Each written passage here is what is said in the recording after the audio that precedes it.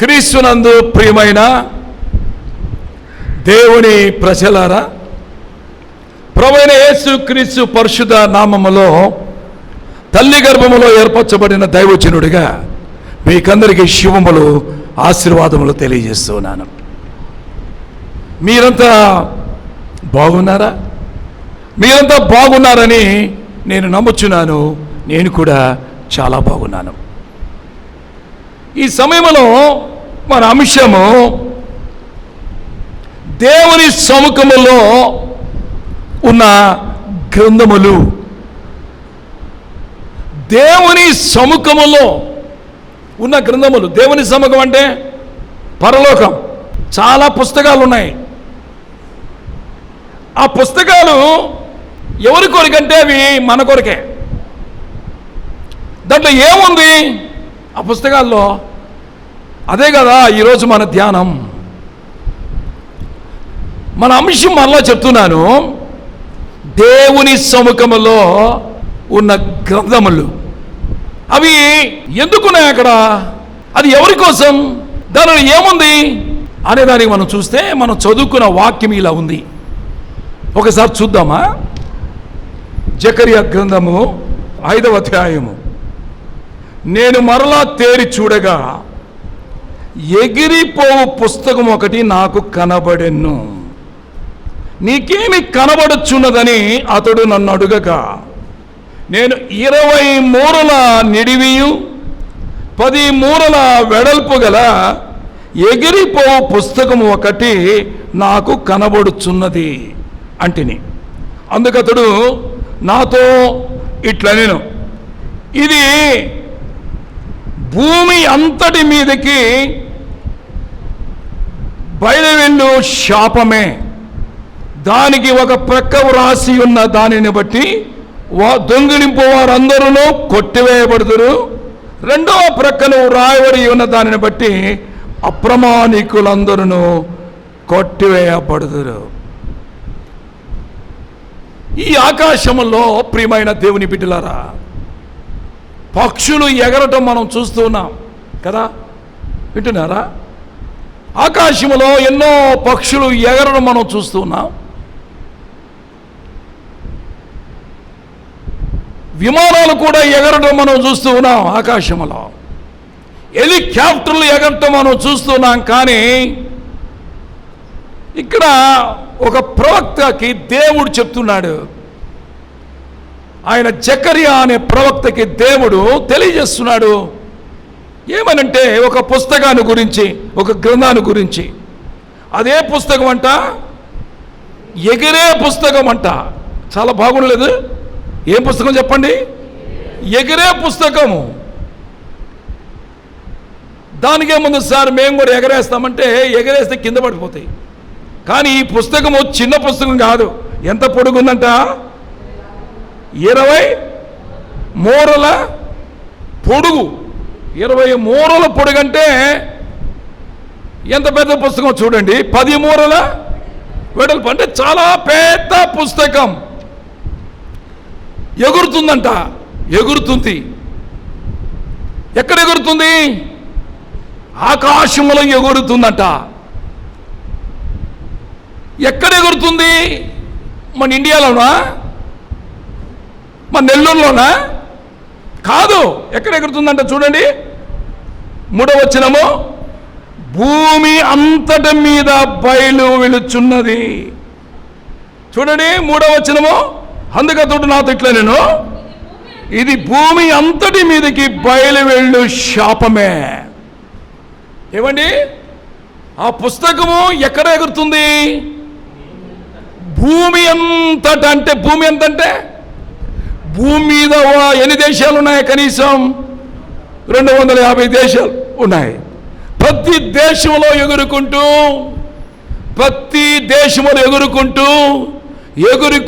పక్షుల చాలా పెద్ద పుస్తకము, 20 మూరలు కలిగిన పుస్తకము, 10 మూరలు వెడల్పు కలిగిన పుస్తకము పోతుందంట. అయితే అది ఎగిరే పుస్తకమే, కానీ దాంట్లో ఏమున్నాయంటే శాపనార్థాలు ఉన్నాయంట. అదేంట పుస్తకము? ఆ పుస్తకాలు ఏమున్నాయంట? శాపాలు ఉన్నాయంట. చదవండి, మళ్ళా చెప్తాను చూడండి, 3వ వచనం. ఇది భూమి మీదకి బయలు వెళ్ళు శాపమే. ఆ పుస్తకంలో ఏమున్నాయంటండి? అమ్మ బాబోయ్, అది ఆ పుస్తకం ఎక్కడి నుంచి వచ్చింది? దేవుని సముఖము నుంచి వచ్చిందంట. చూసారా? ఇంకా రాలా, వస్తుంది. దేవుని సముఖం నుంచి వస్తుందంట ఆ పుస్తకం. ఏమున్నాయంట ఆ పుస్తకంలో? శాపాలు. అవసరానికి ఏమైనా పుస్తకం మీకు కావాలా? ఆ పుస్తకం మీకు ఏమైనా కావాలా? ఆ పుస్తకం ఏమి కావాలా? వద్దా? వద్దా? ఏమి? ఆ పుస్తకంలో శాపాలు ఉన్నాయంట.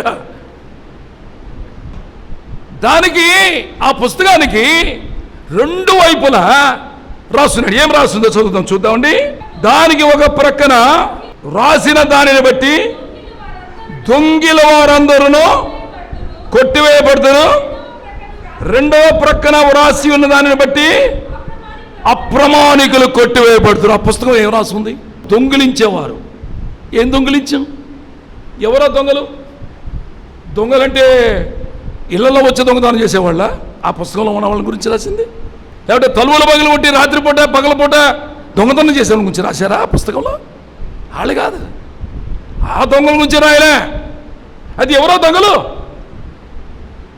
ఎవరో దొంగలు ఎవరైతే దేవుని వాక్యం ప్రకారము జీవించరో, ఎవరైతే దేవుని నిర్లక్ష్యం చేసి దేవుని ఆజ్ఞలు కైకొనకుండా దేవుని వాక్య ప్రకారము జీవించకుండా తమ ఇష్టానుసారంగా జీవిస్తూ నా ఇష్టం, నా జీవితం, నేను ఎలా అయినా బ్రతుకుతాను, ఎలా అయినా జీవిస్తాను అనుకునే దొంగలు. దొంగలంటే ఇంట్లోకి వచ్చి దొంగతనం చేసిన వాళ్ళు కాదు. అక్కడ రాయబడింది అంతా నా ఇష్టం, నేను ఏమైనా జీవిస్తా, ఎలా అయినా జీవిస్తా, నేను ఎలా అయినా బ్రతుకుతా, నేను దేవుడు చెప్పినట్టు ఎదిగినాలి, నా ఇష్ట ప్రకారం బ్రతుకుతా. అందుకే బైబిల్లో ఉంది, మీరు దొంగలను దోచుకుని వారై ఉన్నారని రాస్తుంది బైబిల్లో. దేవుని మాట వినని వారు ఎవరంట? దొంగలను దోచుకునేవారు. వాళ్ళందరి మీదకి ఏం రాబోతుందంట? అమ్మో, ఆ పుస్తకంలో శాపాలు ఉన్నాయంట. ఇక్కడ కూర్చున్నా నీవు నేను దేవుని వాక్యం ప్రకారం జీవిస్తున్నామా, లేకపోతే మన ఇష్టానుసారంగా జీవిస్తున్నామా? అంతా నా ఇష్టం, అంతా నా బ్రతుకు నా ఇష్టం, నేను ఎలా అయినా బతుకుతా, ఎలా అయినా జీవిస్తా, నాకు స్వేచ్ఛ ఉంది అనుకుంటున్నావా? ప్రియమైన దేవుని బిడ్డ, జాగ్రత్త. 2వ పుస్తకం 2వ వైపు ఏం రాస్తుంది బాబు? ఏముంది అక్కడ చూడండి, అప్రమాణికులందరూ కొట్టివేయబడతారు. ఎవరి మీదకి 2వ శాపం చెప్పండి? అప్రమాణికులంటే ప్రమాణం చేసి తప్పిపోయిన వాళ్ళు. ప్రమాణం, దేవునికి ఇది ఇస్తానని చెప్పావు, దాన్ని మానేసావు, అది వాళ్ళ మీదకి శాపం.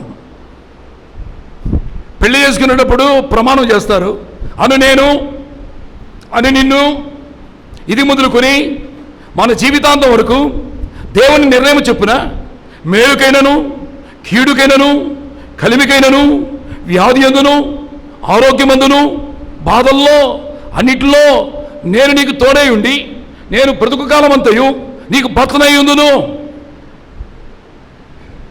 ఏమైందిరా ఆ ప్రమాణం?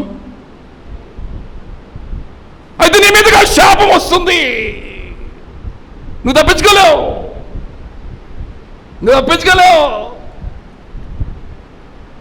నీ మీదగా శాపం వస్తుంది. ప్రమాణం చేసావు దేవుని సన్నిధిలో, అప్రమాణికుల మీదకి ఆ శాపం వస్తుందంట. ప్రియమైన దేవుని బిడ్డలారా, ఈరోజు చాలామంది బ్యాప్టిజం తీసుకున్న తర్వాత ఏమయ్యా ఎక్కడికి వచ్చావు నువ్వు అని అడుగుతాను. నేను చాలా బ్యాప్టిజాలు ఇచ్చాను, వేల బ్యాప్టిజాలు ఇచ్చాను. నేను 34 సర్వీస్ నాది. 34 ఇయర్స్లో వేల బాప్తిజాలు ఇచ్చాను నేను ప్రభు పేరట, తండ్రి కుమార పరిశుద్ధ నామములో. వాళ్ళు అడిగే పరిస్థితి ఏంటంటే, బ్యాప్టిజం ఎందుకు తీసుకుంటున్నావు? వింటున్నారా బాబు, వింటున్నారా? నేను ప్రభుని సొంత రక్షకుడు అంగీకరించి నా పాపాలు ఒప్పుకున్నాను. ఎప్పటి వరకు? రెండో ప్రశ్న వేస్తాం, మీకు తెలుసు, మిమ్మల్ని కూడా వేస్తుంటాను నేను. నా జీవితకాలం అంతవరకు. జీవితకాలం అంతా ఏ పాపం చేయవా? చేయనని దేవుని ఎదుటను సంఘం ఎదుటను ప్రమాణం చేయించున్నాను. బ్యాప్టిజం తీసుకున్నావు, మళ్ళీ సినిమాలు చూస్తావు, షికారులు ఆడతావు, అమ్మాయిల చుట్టూ తిరుగుతావు, అబ్బాయిల చుట్టూ తిరుగుతావు, బ్యాప్టిజం తీసుకున్నావు, నికృష్టమైన జీవితాలు జీవిస్తాం. ఏమైంది? అప్రమాణికులు. ఆ ప్రమాణ ప్రకారం జీవిస్తున్నావా? ఆ ప్రమాణ ప్రకారం బతుకుతున్నావా? నువ్వు బాప్తిజం తీసుకునేటప్పుడు నేను పరిశుద్ధంగా జీవిస్తా, నీ బిడ్డగా జీవిస్తా, నీ మాటకు లోబడతా, నీ మాట ప్రకారం బ్రతుకుతా, నీ మాట ప్రకారం నేను ఉంటా అని నువ్వు ప్రమాణం చేసేవే. అప్రమాణికులు, ప్రమాణం తప్పిపోయినవే. నేను దేవుడికి అది ఇస్తా, దేవుడికి ఇది ఇస్తా అని అందరి ముందు చెప్తివే. పెళ్ళప్పుడు ఏదో ప్రమాణాలు ఇద్దరు చేతిలో పట్టుకొని నా జీవితకాలం అంతయు నేను నీకు తోడుగా ఉంటానే. కష్టం వచ్చినా, లేమి వచ్చినా, బాధ వచ్చినా, శ్రమలు వచ్చినా, నా జీవితకాలం నేను చనిపోయేంత వరకు నిన్ను వదిలిపెట్టనని ప్రమాణం చేస్తేవే. జాగ్రత్త. అప్రమాణికులు మీరు. ప్రమాణం తప్పిపోయిన వాళ్ళు తప్పించుకోవడానికి లేదు. మీ మీద పుస్తకం రాబోతూ ఉంది. ఆ పుస్తకంలో ఏముంది? శాపము. జాగ్రత్త. ఎవరైతే ప్రమాణాలు చేసి తప్పిపోతున్నారో వాళ్ళ మీదకి ఒక పెద్ద పుస్తకము దేవుని సముఖం నుంచి వచ్చి భూమి అంతా తిరుగుతుందంట. వాళ్ళందరికీ శాపాలు ఇవ్వటానికి. శాపం అంటే ఎట్లుంటుంది మీకు ఒకసారి చదవమంటారా? శాపం ఎట్లుంటుందో చెప్పమంటారా? చాలా ఉన్నాయి కానీ ఒక్క అతను గురించి చెప్తాను. శాపం ఎట్లుంటుందో చూడండి. ఆదికాండం 4వ అధ్యాయం 9వ వచనం. నీ తమ్ముడైన హేబేలు ఎక్కడ అడుగగా అతను నేను ఎరుగను, నా తమ్ముడికి నేను కావలవాడినా నేను. అప్పుడైనా నీవు చేసిన పని ఏమి? నీ తమ్ముని రక్తము యొక్క స్వరము నేలలో నుండి నాకు మొర్రపెట్టుచున్నది. కావున నీ తమ్ముని రక్తమును నీ చేతు నుండి పుచ్చుకొనుటకు నోరు తెరిచిన ఈ నేల మీద ఉండకుండా నీవు శపించబడినవాడవు. నీవు శపించబడినవాడు. తర్వాత నీవు నేలను సేద్యపరచుదువు, అది తన సారమిక మీద ఇయ్యదు. నీవు భూమి మీద దిగులు పడుచు దేశ దిమ్మరవై ఉందోనెను.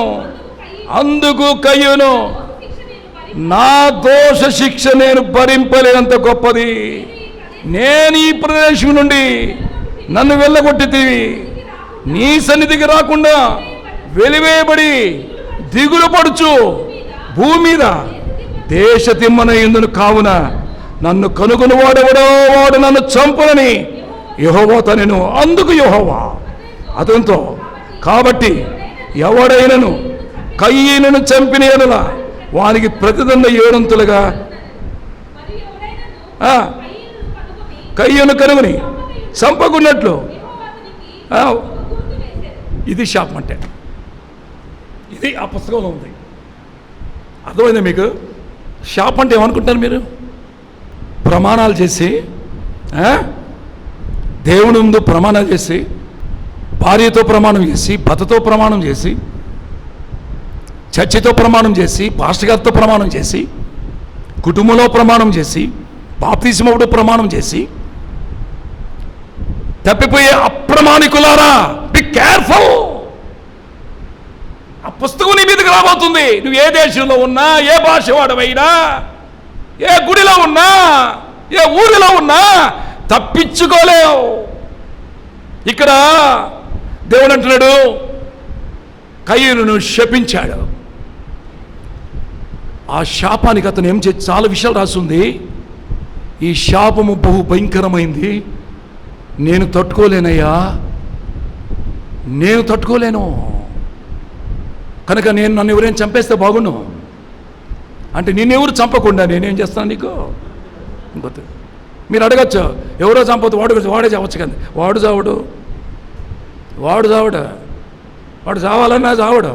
అందుకే మీరు ప్రకటన 9:6 చూస్తే, వారు మరణమును వెతుకుదురే కానీ మరణము వారికి దొరకదు, వారు చావలి కోరుదురే కానీ మరణము వారి యుద్ధ నుండి పారిపోవునా.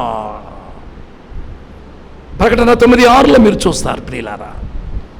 మరణమును వెతుకుదురు కానీ అది వారికి దొరకదు, చావాలని కోరుదురు కానీ మరణము వారి యుద్ధ నుండి. అది శాపం అంటే ఏమని?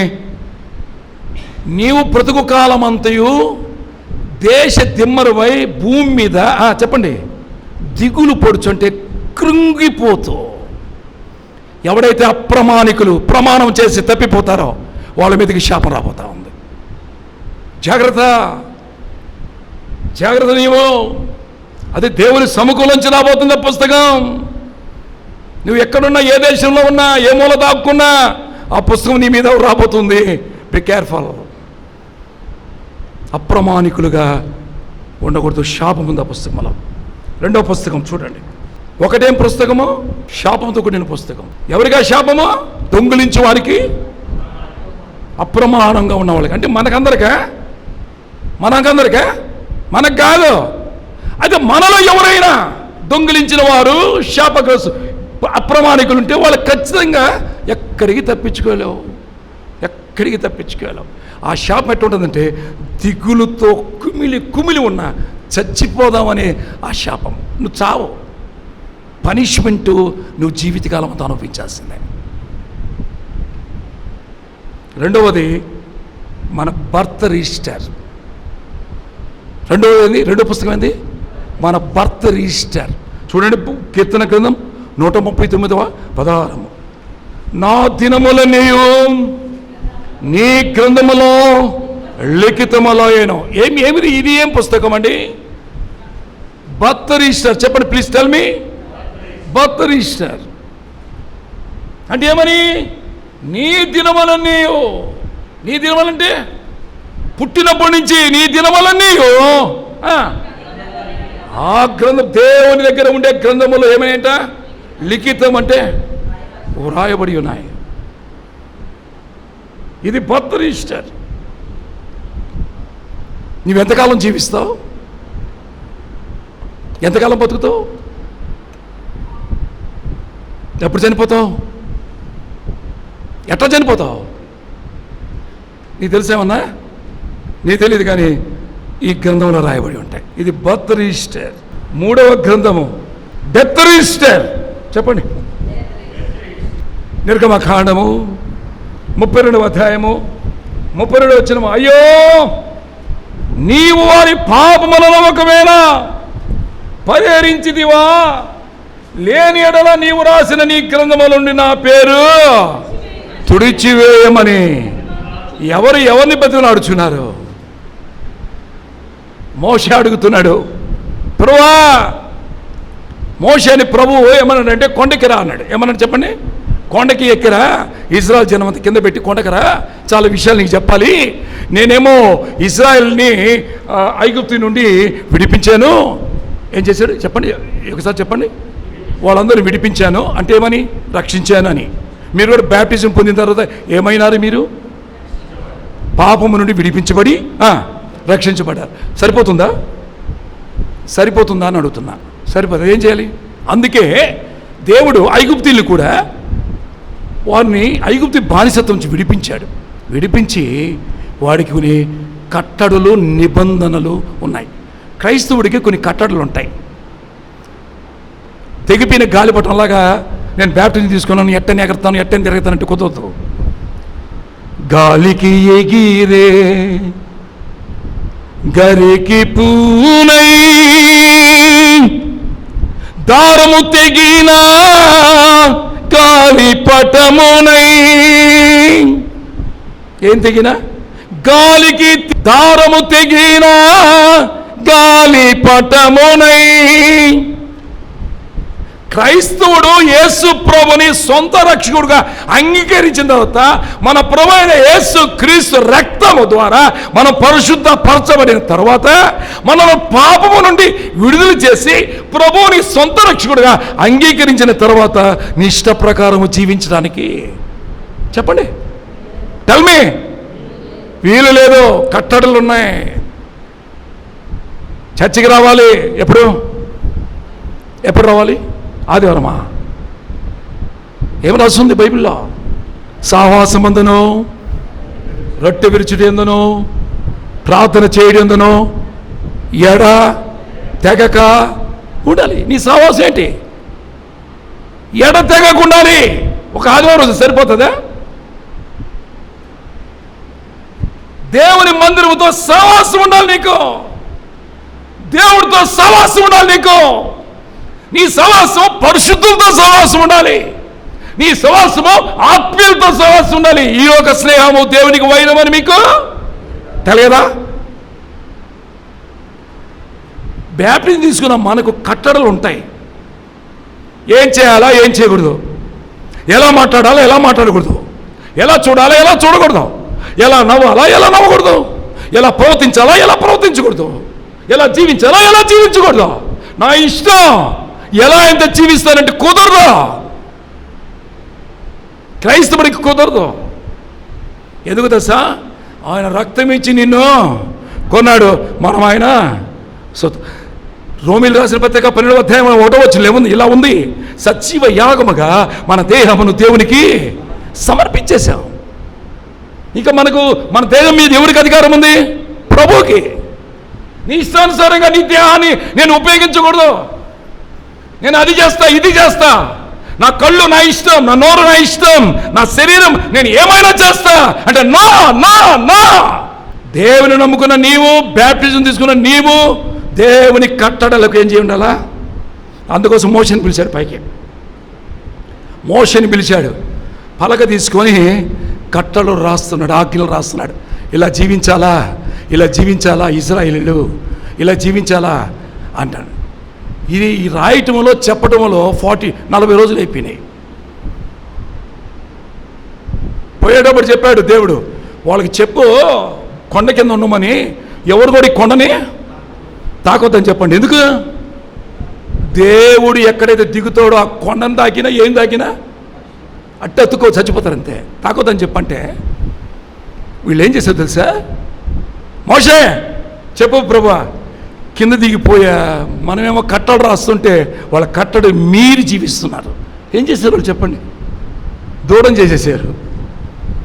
దూడం చేస్తే కూడా పాస్టర్ గారు, వాళ్ళ పాస్టర్ గారు పేరు చెప్పండి. ఆరోను పాస్టర్ గారు.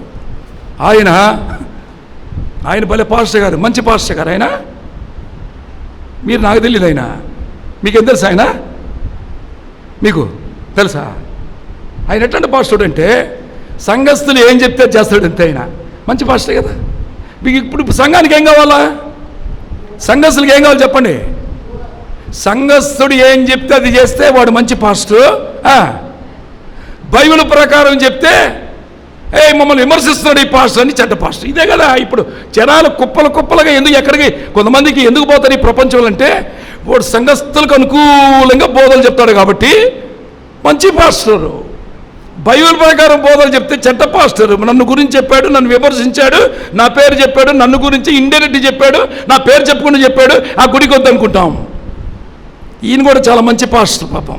ఎవరి దృష్టిలో ప్రజల దృష్టిలో ఏం చేశాడు? ఒక దూరం చేయమన్నాడు. మోషే వెళ్ళాడు. ఎన్ని ఇయర్స్ అప్పటికి? 8 years అయ్యా. 40 సంవత్సరం ఫరో ఇంట్లో ఉన్నాడా? 40 సంవత్సరం గొర్రెలుగా మామ ఇత్రో దగ్గర ఉన్నాడా? 120 సంవత్సరం బతికింది ఆయన. 8 years. ఆ ముసలోడు వెళ్ళాడు, చచ్చినట్టున్నాడు. మాకు దేవుడు ఎవరు అని చెప్తే ఈయనేం చెప్పి, పాస్టర్ మీరు ఒక పని చేయండి, మీ దగ్గర ఉండే దండలు, ముక్కుల్లో, చెవుల్లో ఉంటాయి బంగారు, అంత తండి దాన్ని కాల్చి ఏం చేద్దామన్నాడు. ఐగుప్తులు మాకు దేవత ఉందయ్యా దూడ అని చెప్పారు. దూడను తయారు చేశారు. చేసి ఏమంటున్నారు? ఇది యెహోవాకు పండగ. అక్కడ రాసింది. ఎవరికి పండగ? ఏం పేరు పెట్టారు దానికి? భలే బాగుండలే. ఇప్పుడు అంతా దేవుడి పేరే. దొంగ మాటలు చెప్పేది దేవుడి పేరే. దోచుకునేది దేవుడి పేరే. దేవుడి పేరు పెట్టే తగాదాలు చేస్తారు, దేవుడి పేరు పెట్టే మనుషులు దోచుకుంటారు, దేవుడి పేరు పెట్టే ప్రసంగాలు, దేవుడి పేరు పెట్టే అన్ని ఆచారాలు, దేవుడి పేరు పెట్టే దోపిడీలు, దొంగలంతా దేవుడి పేరే. దేవుడి పేరు లేకుండా ఈ పాస్టర్లు కానీ ఎవరు కానీ ఈ పాస్టర్ గారు కూడా ఏం పేరు పెట్టాడు? యెహోవా పండగ అంట. అది యెహోవా పండగ? చెప్పండి, అది యెహోవా పండగ? ఎవరి పండగ? యెహోవాకి యెహోవా పండగ అని పెట్టారు. అక్కడ రాస్తుంది పేరు. దేవుడికి యెహోవా పండగ అయితే కోపం ఎందుకు వచ్చిందానికి? మోషే కిందకు పో. ఏం చేస్తున్నా తెలుసు వాళ్ళు? నా పేరు పెట్టి, చెప్పండి, నా పేరు పెట్టి నా పేరు మీద పండగ చేస్తున్నారు, విగ్రహారాధన. అందరం చంపేస్తా, నేను అందరం చంపేస్తా, పాస్టర్తో చంపడేస్తా నేను అని రోషం వచ్చింది ఆయనకి. ఉండు ప్రభు చూస్తానని దిగాడు పలకలు పట్టుకొని. చూసిలేకే పాస్టర్తో అందరు పండగ, నువ్వేమో దేవుడివి, ఐగుప్తు నుంచి నువ్వేమో రప్పించావు, యెహోవా పండగ, పేరేమో యెహోవా, చేసేదేమంతా. మోషేకి మామూలు కోపం రాలే. దేవుడు చేరు రాసిన పలకల్ని రస్కెల్సిన పగలగొట్టి పడేశాడు. పగలగొడితే దేవుడు అన్నాడు, మోషే పగలగొడితే పగలగొట్టినా కానీ దానికి సబ్జెక్ట్ కాదు, కానీ ఇప్పుడు నువ్వు పని చేయాల, వాళ్ళందరం చంపేస్తా, నేను ఒక్కడిని వదలను, పాస్టర్తో చంపేస్తా. వీడు ఒక దొంగ పాస్టర్, వాళ్ళు చెప్పినట్టు చేశాడు. చంపేసి నీ సంతానాన్ని నేను మరలా అభివృద్ధి చేస్తా. మోషే అంటున్నాడు, ప్రభా నువ్వు చెప్పేది కరెక్టే, నాకు కూడా కోపం వచ్చి పలకొట్టేశా, వాళ్ళు చేసిన తప్పే, కానీ నా సంతానించి రప్పించేది నువ్వు చేస్తావు. కానీ జనాలు ఏమంటారంటే, అరే ఐగుప్తు నుంచి 10 తెగులు రప్పించి ఎర్ర సముద్రాలు చీల్చి ఇంత తీసుకోపోయి నీ చేత కాకుండా సగంలో చంపేశారు, నిన్నే అంటారు అందరూ. అయితే ఏం చేద్దాం? క్షమించి ప్రభు వాళ్ళనే. నేను క్షమించు. నా పేరు పెట్టే దొంగ ప్రసంగాల, నా పేరు పెట్టే దోచుకోవటమా, నా పేరు పెట్టే అంత నా పేరు మీదేనా? ఇప్పుడు చూడండి, అంత దేవుడు, అందరూ దేవుడి పేర్లు, అందరూ భక్తులే, చేసేదంతా మీకు తెలుసు. ఈరోజు అంత్య దినాలలో అందుకే బైబిల్లో యేసుప్రభు నా పేరట మత్తయి తీరని అనేక మంది అబద్ధ పాస్టర్లు, అబద్ధ బోధకులు వస్తారు, వాళ్ళని మీరు నమ్మకండి అంటే మనుషులు ఎవరు నమ్ముతున్నారు? విచిత్రం కదా, అందరూ వాళ్ళే నమ్ముతున్నారు, అందరూ వాళ్ళే నమ్ముతున్నారండి. నమ్మొద్దని ప్రభు చెప్పాడు మత్తయి 24 అందరూ నా వాళ్ళే నమ్ముతున్నారు. మరి క్రైస్తత్వం ఎటు వెళ్ళిపోతుంది తెలుసా? ఎటో వెళ్ళిపోతుంది క్రైస్తత్వం. ఈరోజు ప్రభువుని దుఃఖపరుస్తూ ఉన్నారు. దేవుని బిడ్డలారా, ఏం పుస్తకం ఇది? అప్పుడు అంటున్నాడు, ఎవరు? మోషే అంటున్నాడు, ప్రభా వాళ్ళని చంపొద్దు. అదేం చేద్దామా? నేను ఏదో ఒక పనిష్మెంట్ పెడతాలే. ఏం పనిష్మెంట్ పెడతాం? ఆ దూడని కాల్చి, రే మీరు దూడ కావాలా, యెహోవా దేవుడు కావాలా? సార్ పండగ యెహోవా సార్. నోరు మీద పండగ ఏంద్ర? యెహోవాది. చేసేది తప్పుడు పనులు, చేసేది దోసుకోటాలు, చేసేది తప్పుడు పనులు చేస్తా, ప్రసంగాలు చేస్తా, మళ్ళీ యెహోవా పండగ కదా? దేవుడి మనుషులంతా ఈ పక్కరండి, దూడ మనుషులంతా పక్క పోండి అన్నాడు. దేవుడి మనుషులు కొద్దిమంది వచ్చారు, దూడ మనుషులు ఎక్కువైపోయారు. అవునే కదా? అది అక్కడ రాసింది. అప్పుడు ఏం చెప్పాడు తెలుసా? ఆ దూడని కాల్చేసాడు, బూడిద చేశాడు. చేసి దేవుడు మనుషులకి, రే ఒక గ్లాస్ తాగండి బూడిద. ఏం తాగండి? మీకు పనిష్మెంట్, బూడిద తాగండి. సార్ మోషన్స్ అవుతాయి సార్, అందుకే కదండి తాగమందే. ఆకుండా రావాలరా మీకు పనిష్మెంట్. తాగిచ్చాడు. దేవుడు అన్నాడు, అవే నేను ఒప్పుకోనయా, నాకు నా పేరు పెట్టి దోసుకోవటం ఇది, నా పేరు పెట్టి వేసేస్తా వాళ్ళని అంటే మోషే అంటున్నాడు, వద్దు ప్రభా, అటు వేసే పని అయితే నా పేరు నీ గ్రంథముల నుంచి కొట్టిపడే. ఇదనమాట. చంపేసాయి, నన్ను చంపేసాయి, వాళ్ళని కాదు నన్ను చంపంటున్నాడు. ఎంత ప్రేమ గల మోషే అండి అయినా. ఎందుకు ఈ దొంగోళ్ళు ఇంకా బతికి వాళ్ళు ఎందుకు దోచుకుంటున్నారంటే, ఎందుకు చెప్పండి? ఇది కృపకాలం. కృప వల్లే ఇంతకాలం ఈ దేవుడి పేరు పెట్టి దోచుకొని దౌర్భాగ్యులు ఎందుకు బతికి ఎందుకు అభివృద్ధి చెందుతున్నారంటే, ఇంకా మారతారులే. కృప. 4వది చెప్తున్నాను చూడండి, దేవుని సముఖంలో ఉన్న జ్ఞాపకార్థ గ్రంథము. చెప్పండి. మలాకి 3వ అధ్యాయం 16వ వచనం. అప్పుడు యెహోవా యందు భయభక్తుల వారు దేవుడి సన్నిధిలో ఇంకో గ్రంథం ఏంటంట, జ్ఞాపకార్థ గ్రంథం రాస్తున్నాడంటమ్మా, పెట్టుకున్నాడంట. బాబో, నువ్వు దేవుడికి ఏం మంచి పనులు చేసావో, దేవుడి కోసం ఏం చేసావో, దేవుడి మందిరం కోసం ఏం చేసావో, దేవుడు సేవ కొరకు ఏం చేసావో అవన్నీ నా గ్రంథంలో రాసుకుంటాను అని ఆ గ్రంథం చూసి దేవుడు నీకు ఆశీర్వాదాలు కుమ్మరిస్తూ ఉంటాడు. ఏం గ్రంథం అది? ఉందా నీ పేరు ఆ గ్రంథంలో? అవి నేను ఎప్పుడు ఈయను సార్, నేను ఎప్పుడు ఈయను, వచ్చి ఈనేసిపోతుంటా అంతే. వాళ్ళని ఏమన్నారు బైబిల్ తెలుసా? లోబులు అన్నారు. బైబిల్లో లోబులకి పరలోక రాజ్యం లేదు. లోబులు అంటే పీనాస పంకలు అని. దేవునికి నీవు ఇవ్వకపోతే లోబులు దేవుని రాజ్యానికి పోరు. నువ్వు వాక్యం వినంత మాత్రాన పరలోక రాజ్యానికి పో. జ్ఞాపకార్థ గ్రంథంలో నీ పేరు ఉండాలంటే దేవుడికి నీవు ఏం చేసావో అవైనా రాసుకుంటాడు. చేసావా నువ్వు దేవుడి కొరకు? కనీసం కొన్ని ఆత్మలన్న ప్రభు దగ్గర రప్పించావా? దేవుడి కొరకు నువ్వు ప్రయాసపడ్డావా? దేవుడి కొరకు నీ డబ్బులు ఖర్చు పెట్టావా? ఆయన సేవ కొరకు, ఆయన మందిరం కొరకు, ఆయన కొరకు నువ్వేమైనా ధారాళంగా సేవ ఖర్చు పెట్టావా? అయితే నువ్వు లోపివి, నీ పేరు జ్ఞాపకార్థ గ్రంథంలో లేదు. దేవుని కొరకు నువ్వేం పని చేయకపోతే నీ పేరు జ్ఞాపకార్థ గ్రంథంలో లేదు. దేవుని సేవ కొరకు, ఆత్మల కొరకు నువ్వు ప్రయాస పడకపోతే జ్ఞాపకార్థ గ్రంథంలో నీ పేరు లేదు. నువ్వు లోపివి, నీకు పరలోక రాజ్యమే లేదు. అందుకే ప్రభు అన్నాడు, ప్రభు అనువారందరూ నా రాజ్యంలో. నువ్వు ఇక్కడ కూర్చొని ప్రభువా స్తోత్రం అనంత మాత్రాన్ని ఎవరు పోరయ్యా పరలోక రాజ్యం. జ్ఞాపకార్థంగా నీ పేరు ఉందా? నీ పేరు? 5వ చూసుకోండి. 5వది మనుషుల యొక్క పాపాల గ్రంథం. ఏం గ్రంథం? ఇదేం గ్రంథం రా? చాలా ఉన్నాయి నాయన బైబిల్ దగ్గర. ఇవన్నీ లేకుండా గుడికొస్తే పరలోక రాజ్యాన్ని పోతాం అనుకుంటాం. ఏంటి అంత సులభం అనుకున్నావా పరలోక రాజ్యం? యేసుప్రభు అన్నాడు ఒకడిని, వాడు పరిగెత్తుకొని వచ్చి పరలోక రాజ్యాన్ని పోవాలంటే నేనేం చేయాలన్నాడు. అన్నాడా? ఎవడు? మిగుల ధనవంతుడంట. ప్రభు చెప్పాడు నారాత చేయకూడదు, వ్యభిచరించకూడదు, ఆ చేయకూడదు, ఈ చేయకూడదు అంటే వాడేమన్నాడు? నేను బాల్యము నుండే అవన్నీ చేస్తున్నాను. గుడ్. అయినా వాడు కొద్దిగా ఉంది. నువ్వు డబ్బులు నువ్వు జిడ్డోడివి, బంకోడివి, లోబివి, నువ్వు నీ ఆస్తమి దేవుడికి రా అన్నాడు, పేదోడికి అన్నాడు. అదైతే చేయను అన్నాడు. ప్రార్థన చేయమంటే చేస్తా కానీ, గుడికి రమ్మంటే వస్తా కానీ, భక్తిగా ఉంటా కానీ, నేను లోబిని ఆపనేది అన్నాడు. అయితే ఆగు మిస్టర్, నీవు పరలోక రాజ్యంలో చేరుడే కంటే సూది బెజ్జంలో ఉంటే దూరుట.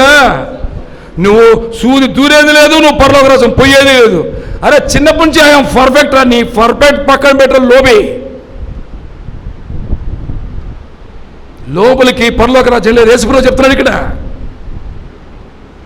అరే చిన్నప్పటి నుంచి నేను అన్ని చేస్తున్నాను సార్, నేనేం తప్పులు చేయలేదు. అయితే ఆస్తం ఇయ్యరా, నేను ఇవ్వను, డబ్బు అయితే ఇవ్వను, ఏదేం చెప్పు, ఏదేం చేస్తా. అది దాని దగ్గరికి వస్తే చేయను, చేయకపోతే నువ్వు పరలోక రాజ్యం పో. సూది వెచ్చంలో ఒంటి దూరుతుంది కానీ నువ్వు పోరా. చెప్పలేదా? ఇదే గ్రంథం చెప్పండి. చూడండి 2వ కొరింథీ 5వ అధ్యాయం 10వ వచనం. ఎందుకనగా తాను జరిగించిన క్రియలు చొప్పున అవి మంచివైనా సరే చెడ్డవైనా సరే నీ దేహముతో జరిగించిన వాటి ఫలములను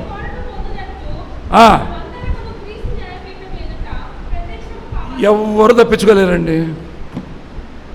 ఎవరు ఇక్కడ కూర్చున్న మీరు ప్రియులారా వినండి. మీరే కాదు, దేవుని న్యాయపీఠం మీద నుంచి చెప్పండి. మనం గుళ్ళో కూర్చొని భక్తి వేషాలు వేసి ప్రార్థన చేసి స్తోత్రం అంటే పరలోక రాజ్యం పోయే పని అయితే అంత సులభమా పరలోక రాజ్యం? యేసుప్రభు నాకు చెప్పాడు కదా, రేపు పరలోక రాజ్యం పోవాలంటే సూది బెజ్జంలో ఒంటి దూరుటే సులభంరా, నువ్వు పోవాలి. అంత కష్టం. ఇప్పుడు నేను చెప్పిన మాటలు ఏమైనా ఉన్నాయా? ఉంటే పో పరలోక రాజ్యానికి పోరా. క్వశ్చనే లేదు. ప్రతి పాపము నీవు క్రీస్తు న్యాయపీఠం మీద నిలబడాలి. జాగ్రత్త. ఎవరు చూడలేదులే నన్ను. ఇప్పుడు పాస్టర్ గారు నేనున్నా, నా పేరు డాక్టర్ డిఎస్ థియోఫిలస్. ఈ పుల్పేట్ మీ చేరి నీతులు బోధించి ఇప్పుడు మీకు ఎన్నో చెప్పా. నేను నా కుటుంబం పాటించకుండా నేను మీకు నీతులు చెప్తే దేవుడు నాకేం తాట తోలు పెట్టి కారం పెట్టి తర్వాత ఎత్తుకు నరకంలో కొడతాడు. అందుకే బైబిల్లో ఏముందంటే పాస్టర్లకి 200 గల చెప్పండి బోధించే వాళ్ళకి. ఈ కాలంలో అందరూ బోధకలే. యాకోబు రాసిన పత్రిక 3:1 మీరు అనేక మంది బోధకులు కావద్దు, మీకు కఠినమైన తీర్పు ఉంది. ఒక డాక్టర్ థియోఫిలస్ ఇక్కడ చేరి మీకు ఎన్నో నీతులు బోధించి నేను చేయకపోతే నేను సంఘస్థులగానంటే ఆయన చెప్పాడంట, మీకు తెలిసిన పాతది. ఒక అనక ఊరిలోన ఒక అనక పాస్టర్ ఉండెను. ఒక ఊరిలో పాస్టర్ ఉన్నాడంట. ఉదయాన్నే చర్చికి పోవాలంట. ఇందులో పక్కింటోళ్ళు కోడి వచ్చిందట. ఎవరు కూడా పక్కింటోళ్ళు కోడి రాగానే కోడి పట్టేశాడు పాస్టర్. మంచి పాస్టర్ కదా, ఏం పట్టేశాడు చెప్పండి? కోడి బట్టి పుట్ట కింద కప్పెట్టి, ఇదిగో పాస్టమ్మ గారు నువ్వు ఆలస్యమైన పర్వాలేదు కానీ ఈ కోడిని కోసి ఈరోజు ఏం కూర చేసావు? ఏం కూర లేదండి మనకు పచ్చడి, చింతపండు పచ్చడి చేశాను.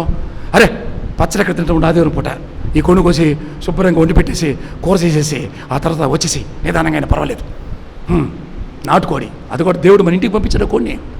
ఆయన పుట్ట కింద కప్పెట్టాడంటే మళ్ళా పులిపేట ఎక్కాడంట. ఈ కోడి కత్తి పట్టుకొని కొయ్యబోతుంటే ఆయనంట పులిపేట చేరి మైకులో దొంగతనము చేయరాదు, దొంగ సొత్తు తినరాదు, దొంగ పనులు చేయరాదు అని బోధించాడట. ఏం బోధించాడట? దొంగ సొత్తు తినరాదు, దొంగ పనులు చేయరాదు. పాస్టమ్మ అప్పటికే మారు మర్చిపోయింది. నాకేదో పొరపాటున కప్పెట్టాడు పాప మా నీతిగా చెప్తున్నా కోడి వదిలిపెట్టేసిందంట. కోడి ఏం చేసిందే? వదిలిపెట్టు. పాస్టర్ గారు వాక్యంతో వచ్చాడు. రా ఆకలేస్తుంది, నాటుకోడి అంటే బలిస్తు నాకు అంటాడు. పచ్చడి వేసింది మొహాన అన్నవాళ్ళు. పచ్చడి కోడి కూరేదంటే ఎక్కడుందండి కోడి కూర? పోతా చచ్చిపోతే పట్టించిన దొంగ కోడేది? నువ్వేం పట్టిస్తేవి? నేను కత్తి పెట్టి కొయ్యే సమయానికి ప్రసంగం ఏం చెప్తీవి మైక్లో? దొంగ పని చేయరాదు, దొంగ సొత్తు తినరాదంటివి. ఆ మాటని నాకు భయం వేసి వదిలిపెట్టింది. అప్పుడు అన్నాడు పాస్టర్ గారు, పాస్టర్ అమ్మా నీకు కాదే బోధ, సంఘస్థులకే. ఆ బోధ ఎవరికే చెప్పండి? నీకు కాదా బోధ? ఎవరికి? సంఘస్థులకి. మనం చెప్పేవాళ్ళం దొంగకోళ్ళు మనం తినకపోతే ఎవరు తింటారు? భలే పని చేసేవే. ఈసారి ఎప్పుడైనా అట్లా ప్రసంగాలు ఉంటే నీకు నాకు సంబంధం కాదు, సంఘస్థులకు మాత్రమే. ఇదిగో my name is doctor Theophilus, United Christian church 5 సంఘాల పాస్టర్. నేను 34 years నుంచి నెల్లూరులో సేవ చేస్తున్నా. నెల్లూరులో పుట్టాను, నెల్లూరులో చదువుకున్నాను, నెల్లూరులో పెరిగాను, నెల్లూరులోనే ఉన్నాను. అందుకే కావాలని నెల్లూరులోనే నేను పాస్టర్ పని చేస్తున్నాను.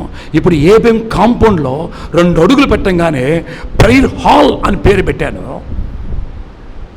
అక్కడ పాస్టర్గా పనిచేస్తున్నాను. నేను పుట్టినప్పటి నుంచి ఎవడైనా ఈ దేవుని పాస్టర్ దొంగ పాస్టర్ చెప్పేదొకటి చేసేదొకటి మీద చాలా అపనిందలు ఉన్నాయని మీరెవరైనా రుజువు చేయగలిగితే ఈ రోజైనా పాస్టర్ పని విరమించుకొని కూలి పని పోయి రోడ్డు మీద పుట్టెత్తుకొని నా గుణమేందో తెలుసా? సవాలు చేస్తున్నా. నేను పాటించి నా కుటుంబం పాటించి అప్పుడు చెప్తా వాక్యం. అది నా ధీమా. చెప్పగలవా నా మీద ఎవరైనా? ఈ నెల్లూరు జిల్లాలో ఉండేవాళ్ళు నేను ఇక్కడే పుట్టా, ఎక్కడో కాదు, ఏదో ఊరి నుంచి వస్తే నిజమో కాదు అనుకోవచ్చు. ఇక్కడే పుట్టా, ఇక్కడే పెరిగా, ఇక్కడే చూసా. రుజువు చేయగలవా? ఏం చేస్తాను అది బోధిస్తా. అది నా ధైర్యం. దేవుని బిడ్డలారా, మనుషులు చేసే ప్రతి పాపము దేవుడి దగ్గర ఒప్పుకోవాలి. ఆరో చెప్పి చూడండి, జీవ గ్రంథం అంట. ఏం గ్రంథం ఇది చెప్పండి? ఏం గ్రంథం? చూడండి, ప్రకటన గ్రంథం 20:12. మరి గొప్పవారేమి? సరే ఆఖరి లైన్ చదువుమ్మా. ఎవని పేరైనను జీవ గ్రంథమందు రాయబడకపోయిన ఎడలా వాడు అగ్నిగుణంలో కాలిపోవను. Be careful. ఆఖరి గ్రంథం చెప్పి ముగిస్తున్నాను. దేవుడి దగ్గర ఏముందంట? జీవ గ్రంథం. ఆ జీవ గ్రంథంలో ఏముండాలంటమ్మా? పేరు ఉందా? నీ పేరు రాసుకుని రాపిచ్చేసావా దేవుడి దగ్గర? సార్ మా పాస్టర్ గారు చెప్పాడు, నేను ఎప్పుడైతే బాప్తిజం తీసుకున్నాను కదా అప్పుడే చెప్పండి రాసేసాడంట సార్. నీకు తెలీదా? ఏమమ్మా పాస్టర్ గారు చెప్పాడు రాసేసాడంట. ఉన్నట్టే కదా లెక్క. ఎట్టా చెప్పండి అమ్మా, ఉన్నట్టే కదా లెక్క. ఇది క్రైస్తవులకు అమాయకత్వం. జీవగ్రంథంలో ఇక మనం ఏ ఆట ఆడినా చెప్పండి సరిపోతుంది. జీవగ్రంథంలో పేరు లేకపోతే కదా పోయేది నరకానికి.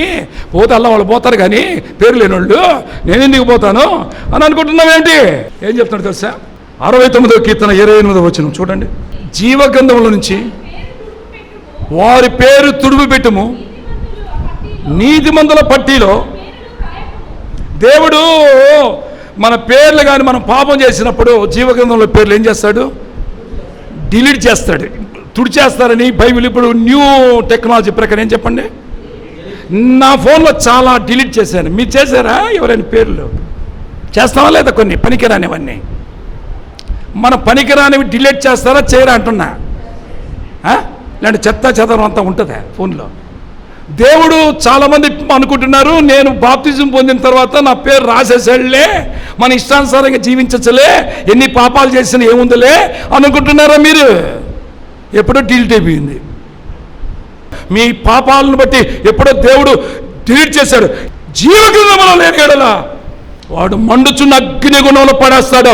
తెలుసా నీకు ఈ సంగతి? ఆధార్ కార్డు ఉందా మీకు? ఓబో చెప్పండి, ఆధార్ కార్డు ఉందా? పాన్ కార్డు ఉందా? అబ్బో ఎంత బాగా గట్టిగా చెప్తారు నాయన. జీవితంలో పేరుందా? ఇక్కడ మాత్రం ఉందని చెప్పలేకపోతున్నారు. పాన్ కార్డులో సార్ నాకే కాదు మా ఆవిడికి ఉంది, మా ఆవిడికే కాదు తొగువేసి మా పిల్లోడికి రాపిచ్చా, మా పిల్లోడికి కాదు మా పిల్లకి రాపిచ్చా. అంత ఆసక్తి నీకుంటే ఆఫ్టర్ ఆధార్ కార్డులోనే ఇంత తొగువేసి రాపించుకున్నావే.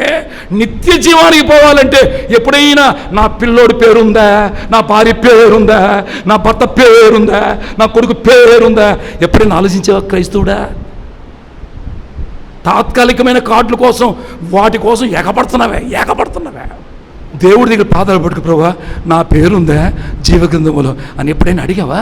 తెలుసుకున్నావా? కనుక్కున్నావా? ఆధార్ కార్డులో ఉందంటే ఉందంట్రీ, పాన్ కార్డులో ఉందంటే ఉందంట్రీ, ఓటర్ లిస్టులో ఉందంటే ఉందంట్రీ, జీవగ్రంథంలో ఉందంటే ఉందా లేదా? అసలు నీకు తెలిస్తే కదా. కళ్ళు మూసుకో, ఉందో లేదో తెలుసుకో. ఈ బోధలు ఇష్టం వల్ల ఈ దినాల్లో అమ్మా భలే కష్టాల్లో ఉన్నాను సార్. కష్టాల్లో ఉండవు తల్లి, ప్రార్థన చేస్తా. కళ్ళు మూసుకోమ్మా. అమ్మా నిజమ్మా నువ్వు భలే కష్టాల్లో ఉన్నావా? నాకు దేవుడు చూపించాడు. ఏం చూపించాడు సార్? నేను ప్రార్థన చేస్తుంటే 7 తలకాయల పాము నీ వెనక ఇట్ట అంటుందమ్మా. అబ్బో భలే చెప్తావు సార్, నీ దేవుడు నీతో మాట్లాడతాడు సార్, నువ్వు అయ్యగారు సార్, నిన్ను వదిలిపెట్టాలి సార్, కారికెత్తిపడ్డావు సార్. ఎట్టపోతాను సార్. 7 శుక్రవారాలు పెట్టుకోమ్మా ప్రార్థన. అమ్మా నేను కారు వేసుకొని వస్తాను, డ్రైవర్కి 2,000 రూపాయలు మా డ్రైవర్కి ఇవ్వాలమ్మా, నేను వచ్చినందుకు ఒక 1,000 రూపాయలు 2,000 ఇవ్వాలా? అట్టా 7 వారాల్లో పట్టుకుంటే పోతుందమ్మా. రండి సార్, నిజంగా చాలా ఇబ్బందుల్లో ఉన్నాం సార్, మేము చాలా ఉన్నాం సార్. అమ్మా నేను మీ ఇంట్లో చీకటి తిరగడం కనిపించిందమ్మా నాక. వీడికంటే చీకటి కనిపించిందంటే వాళ్ళ ఇంట్లో ఏడరా కనిపించింది నీగా? ఎందుకు ప్రజలు మోసం చేసి డబ్బులు కొట్టేది? ఏం పనులు ఇయ్యే? అసలు నాకు అర్థం కాదు. ఇప్పుడు నేను ఒక విషయం చెప్తాను మీకు అందరికీ. దేవుడు మీకే మేనమామా కాదుగా, అందరి తండ్రిగా. ఈ పాస్టర్కి నీ ఇంట్లో చీకటి ఉందని ఈ పాస్టర్ చూపించే బదులు చీకటి నీకే చూపించడా? నీకు చూపించడా? నువ్వు ప్రార్థన చేసుకుంటే పోదా చీకట? 7 తలకాయల పాము వెనకటి అంటుందంటే నీకు చూపించింది నీకు చూపిస్తాడా? ఈరోజు జీవగ్రంథం నీ పేరుందా? కళ్ళు మూసుకో, ప్రార్థన చేసుకుందాం. క్లారిటీ లేదు కదా. దేవుని సముఖ్య జీవ కవలిలో నీ పేరున్నదా? నా పేరున్నదా? ప్రియమైన దేవుని బిడ్డ, ఈరోజు దేవుని సమ్ముఖంలో నీ పేరుందా? ఒకసారి ఆలోచించు. దేవునితో మాట్లాడుతున్నాడు ఈరోజు. ఆధార్ కార్డులో ఉందని చెప్పారు, పాన్ కార్డులో ఉందని చెప్పారు, ఓటర్ లిస్టులో ఉందని చెప్పారు. జీవగ్రంథంలో ఉందా? లేకుంటే రాపించుకోలేదా? రాపించుకొని పాపాలు చేసి డిలీట్ అయిపోయిందా? ప్రభు సన్నిధికి రా, ప్రభువా నన్ను క్షమించి ప్రభువా, నా పేరు జీవగ్రంథములు రాయి ప్రభువా. ఈరోజు నీ దాసు ద్వారా నేను విన్నాను ప్రభువా, ఎవని పేరైతే జీవగ్రంథములు ఉండదో వాడు మండుచున్న అగ్నిగుణంలో పడిపోతాడంటే ప్రభువా, నన్ను క్షమించు, నిత్య జీవానికి నడిపించు ప్రభువా. యేసు నామమున వేడుకొంచున్నాను తండ్రి, ఆమేన్.